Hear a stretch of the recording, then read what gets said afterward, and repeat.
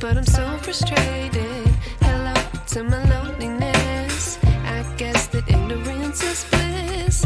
Take me back to before I knew. Rewind, take it out of cue. Innocence can be a young man's game. Signed up for the hall of shame. I wish I knew how much I miss not knowing that we're all screwed when we play our roles anymore.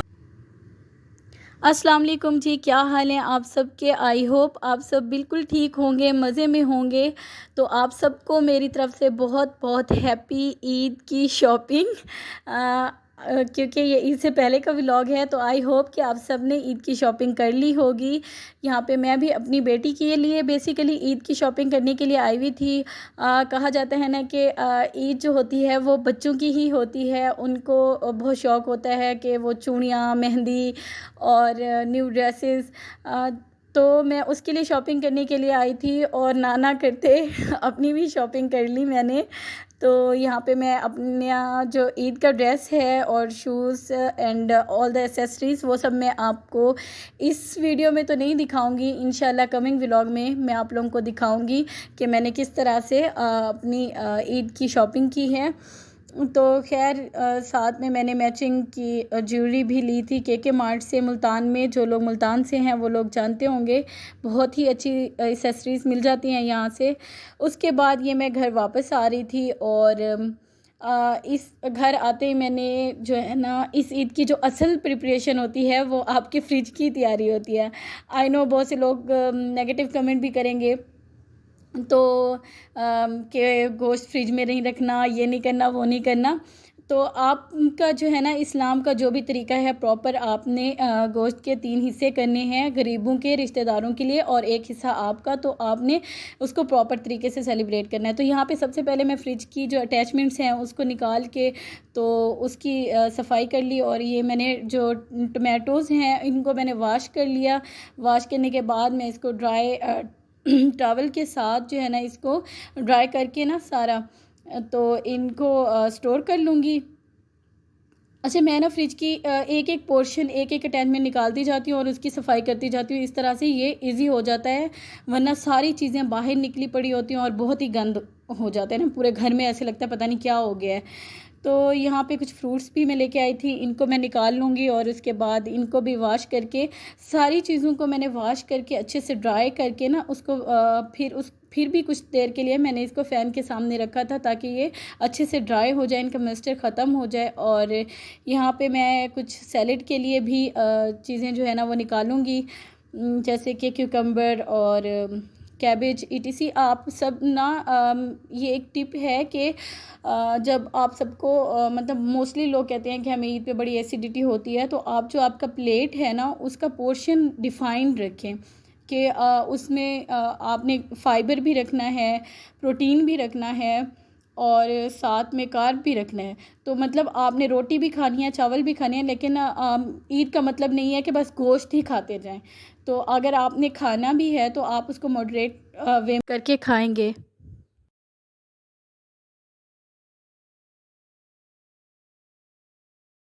अच्छा, इस सब को मैंने wash करके और उसके बाद सबको मैंने टैप करके ना ड्राई करके फिर इसको फ़ैन के नीचे रख दिया था ड्राई होने के लिए।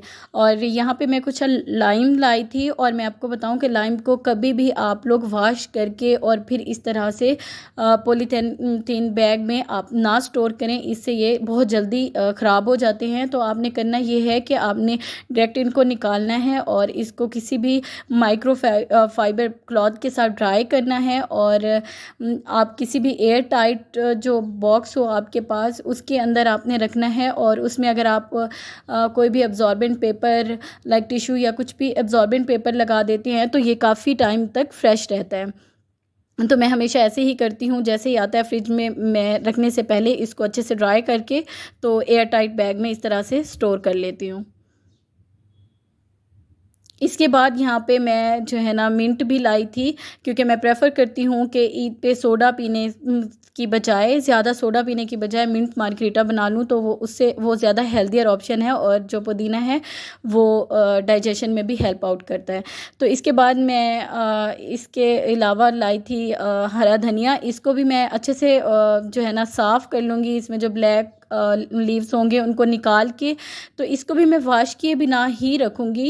ये मेरा एक्सपीरियंस है कि अगर इनको वॉश किए बिना अच्छे से साफ़ करके तो एब्जॉर्बेंट पेपर लगा के इसको एयर टाइट बैग में रख लें तो ये ज़्यादा टाइम तक चलते हैं और फ्रेश रहते हैं। जैसे ही आपने यूज़ करना हो तो आप इसको निकालें और वॉश करके तो फिर आप इसको यूज़ कर लें।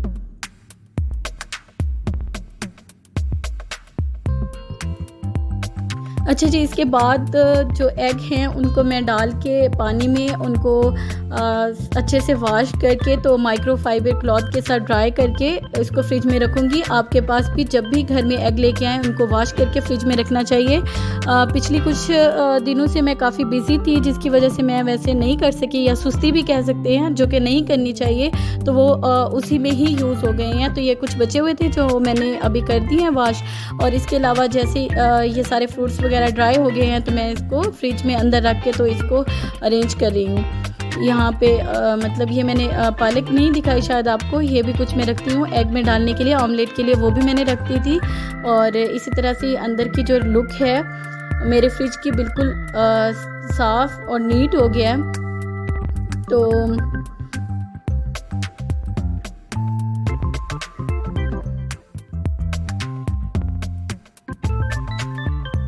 अच्छा, यहाँ पे मैंने कुछ आर्टिफिशियल फ्लावर्स जो कि मैं फ्रिज की रूफ टॉप पे रखती हूँ, उन्हें पहले ही ड्राई करने के लिए वॉश करके रख दिया था। तो यहाँ पे मैं उसको वाज में डाल के तो इसको फ्रिज की रूफ टॉप पे लाइनर बिछा के तो इस पर रख दूँगी। और इसके अलावा कुछ मैं और ओरिजिनल प्लांट्स भी रखती हूँ, इससे बड़ी फ्रिज की जो है ना आपकी बहुत अच्छी लुक आती है।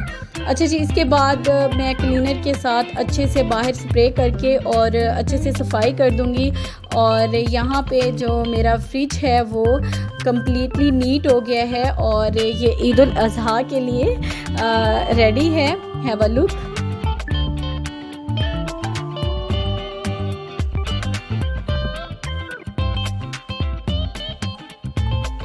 और यहाँ मैं आप लोगों के साथ लसूड़े के अचार की बहुत ही मज़ेदार रेसिपी शेयर करने वाली हूँ। आपने वॉश करके लसूड़े को ड्राई करने के लिए थोड़ी देर छोड़ देना है और आपने क्या करना है कि एक कढ़ाई में हल्दी और नमक डाल के अच्छे से मिक्स करके सरसों के तेल में तो आपने इन लसूड़ों को इसका लिड उतार के तो अच्छे से फ्राई कर लेना है। बबल बनेंगे, आपने उसको बहुत ही अच्छे से फ्राई करके तो इसको जो है ना आपने बनाना है, इससे ये आपका अचार बिल्कुल भी ख़राब नहीं होगा। अच्छा, मैंने इसके साथ कुछ ग्रीन चिली और उसको भी फ्राई कर लिया था और यहाँ पे ऑर्गेनिक लहसुन उसको भी मैंने छील लिया था और वो भी मैं इसमें ऐड करूँगी।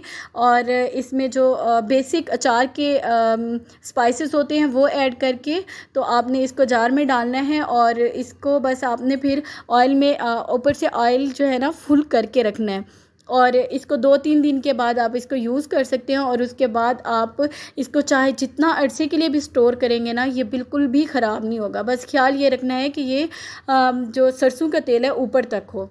और यहाँ पे मैं बिल्कुल थक गई थी और इसलिए जान छुड़ाने वाला काम किया कि बस जल्दी से बिरयानी बना लें, और क्योंकि भूख भी बहुत ज़ोरों की लगी हुई थी। तो यहाँ पे हम लोग जो है ना बिरयानी एंजॉय कर रहे हैं। और आई होप आप लोगों को मेरी आज की वीडियो पसंद आई होगी। तो स्टे ट्यून्ड। अल्लाह हाफिज़, बाय बाय।